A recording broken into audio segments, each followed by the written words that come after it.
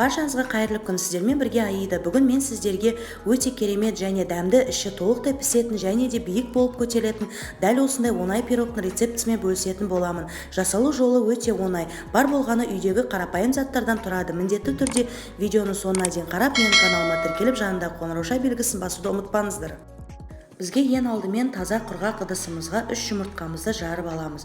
Барлығын біз бір пияланың көмегімен өлшейміз. Ешқандай таразының қажеті жоқ. Бір пияла қантымызды салып, жақсылап тұрып, қантымыз ергенге дейін және жұмыртқаның аппақ болып көтерілгенге дейін миксерлейміз.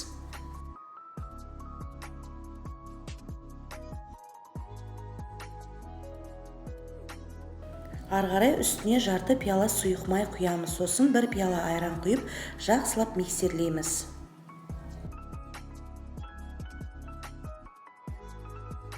Массамыздың үстіне 5 грамм ванильный сахар және де 10 грамм қопсытқыш салып, тағы да миксерлейтін боламыз.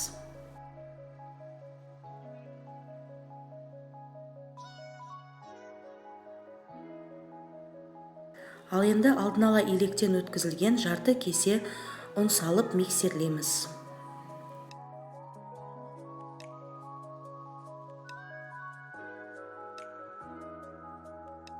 Енді мен алдын ала үгітіп алған шоколадный печеньені массамыздың үстіне салып, бір келкі қамыр болғанға дейін жақсылап тұрып миксерлейтін боламыз.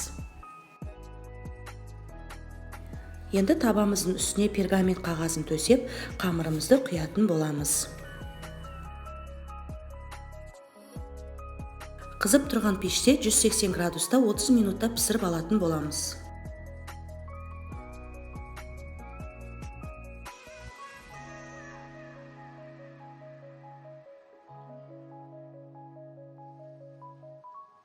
Міне достар, біздің пирогымыз дайын болды. Дәмі өте керемет болып шыққан. Отбасыларыңызға менің рецептімен жасап беруге кеңес беремін. Менің каналыма тіркеліп, жанында қоңырауша белгісін басуды ұмытпаңыздар. Келесіде бұдан да көп рецепттермен бөлісетін боламын. Астарыңыз дәмді болсын. Келесі жүздескенше сау саламатта болыңыздар.